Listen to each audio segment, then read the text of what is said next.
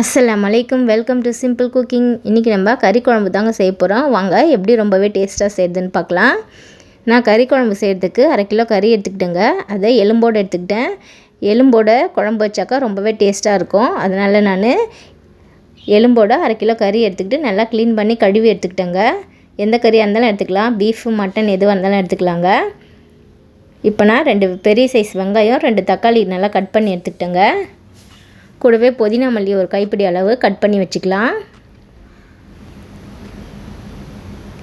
இப்போ 1/2 மூடி தேங்காவை சின்ன சின்னதாக கட் பண்ணி எடுத்துக்கிட்டேன். அதை ஒரு மிக்ஸி ஜாடியில் போட்டுக்கலாம். கூடவே 1/2 ஸ்பூன் சோம்பு போட்டுக்கலாம். ஒரு 7-8 முந்திரி போட்டுக்கலாங்க. எல்லாத்தையும் இப்போ நம்ம தண்ணி ஊற்றாமல் பல்ஸ் மோடில் வச்சு கொரப்பாக அரைச்சிக்கலாங்க. நெக்ஸ்ட்டு கொஞ்சோண்டு தண்ணி ஊற்றி நல்லா பேஸ்ட்டாக நைஸாக அரைச்சி எடுத்துக்கலாங்க. அடுப்பில் இப்போ குக்கர் வச்சுக்கோங்க. குக்கர் காஞ்சதுக்கப்புறமா அதில் ஒரு குழிக்கரண்டி அளவு எண்ணெய் ஊற்றிக்கலாம். எண்ணெய் காஞ்சதுக்கப்புறமா நம்ம கட் பண்ணி வச்சுருந்த வெங்காயத்தை அதில் போட்டு நல்லா வதக்கிக்கலாங்க. நல்லா கண்ணாடி பதத்துக்கு ஆகிற அளவு நல்லா வதக்கிக்கோங்க. நெக்ஸ்ட்டு இஞ்சி பூண்டு பேஸ்ட்டு 2 ஸ்பூன் போட்டுக்கலாம். இஞ்சி பூண்டு பேஸ்ட் போட்டு வதக்கும் போது அடுப்பை மீடியம் ஃப்ளேமில் வச்சுக்கோங்க. இஞ்சி பூண்டு பேஸ்ட்டு அடி பிடிக்கும். இப்போ நல்லா பச்சை வாசனை போகிற அளவு வதக்கிக்கலாங்க.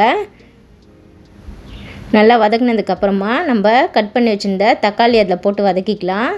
தக்காளி நல்லா வதங்கினதுக்கப்புறமா நம்ம கழுவி வச்ச கறி அதில் போட்டு நல்லா வதக்கிக்கலாங்க.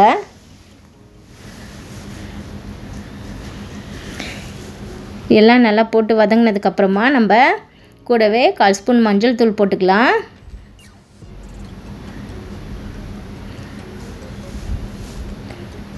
ரெண்டு ஸ்பூன் கரம் மசாலா போட்டுக்கலாம். 2 ஸ்பூன் குழம்புத்தூள் போட்டுக்கலாங்க. 1 ஸ்பூன் மிளகாய் தூள் போட்டுக்கிட்டேன். நான் வீட்டில் அரைச்சது இது, ஆனால் காரம் இருக்காது, அதனால் நான் 1 ஸ்பூன் போட்டுக்கிட்டேன். உங்களுக்கு காரம் கம்மியாக வேணும்னாக்கா நீங்கள் 1/2 ஸ்பூன் கூட போட்டுக்கலாம். எந்த காரம் கம்மியாக இருக்கனால 1 ஸ்பூன் போட்டுக்கிட்டேன். இப்போ நம்ம அரைச்சி வச்ச தேங்காய் பேஸ்ட் அதில் ஊற்றிக்கலாங்க. தேங்காய் பேஸ்ட் அரைச்ச அந்த மிக்சியிலே கொஞ்சோண்டு தண்ணி அலசி அதில் ஊற்றிக்கலாங்க. இப்போ குழம்புக்கு தேவையான அளவு நம்ம தண்ணி ஊற்றிக்கலாம்.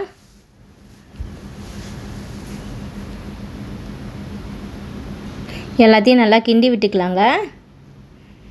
இப்போ நம்ம கட் பண்ணி வச்சுருந்த புதினா மல்லியை கொஞ்சோண்டு இதில் போட்டுக்கலாங்க. பாதி மட்டும் இப்போதைக்கு போட்டுக்கலாம். கூடவே தேவையான அளவு உப்பு போட்டுக்கலாங்க. எல்லாத்தையும் போட்டு நல்லா கிண்டி விட்டதுக்கப்புறமா நம்ம குக்கரில் மூடி போட்டு விசில் விட்டுக்கலாங்க.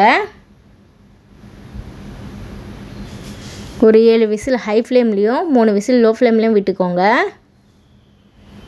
நம்மளுக்கு குழம்பு கொதிக்கும் போதே ரொம்பவே டேஸ்ட்டாக இருக்கும். அந்த ஸ்மெல்லு அப்படியே நம்மளுக்கு டெம்ட் ஆகும். அந்தளவு நல்லா அந்த ஸ்மெல் நல்லா இருக்குங்க குழம்பு கொதிக்கும் போது. நம்மளுக்கு இப்போ விசில் வந்துடுச்சுங்க. இப்போ நம்மளுடைய குழம்பு ரெடி ஆகிடுச்சு. நம்ம விசிலை தூக்கி விட்டுட்டு குக்கர் ஓப்பன் பண்ணிக்கலாங்க. குக்கர் ஓப்பன் பண்ணிக்கிட்டோன்னாக்கா நம்மளுடைய குழம்பு ரெடி ஆகிடுச்சு பாருங்கள். என்னென்னா பிரிஞ்சு நல்லாவே ரெடி ஆகிடுச்சு நம்மளுடைய குழம்பு. இந்த டைமில் நம்ம மீதமுள்ள அந்த புதினா மல்லியை இதில் போட்டுக்கலாங்க. போட்டு இறக்கணுன்னா நம்மளுடைய சுவையான கறி குழம்பு ரெடிங்க.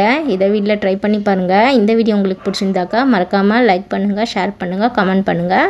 நம்மளுடைய சேனலை சப்ஸ்கிரைப் பண்ணுங்கள் ஃப்ரெண்ட்ஸ். இன்னும் என்னங்க வெயிட் பண்ணுறீங்க? சாதத்தை தட்டில் போட்டு கறி குழம்பு ஊற்றி சாப்பிட வேண்டியது தானே.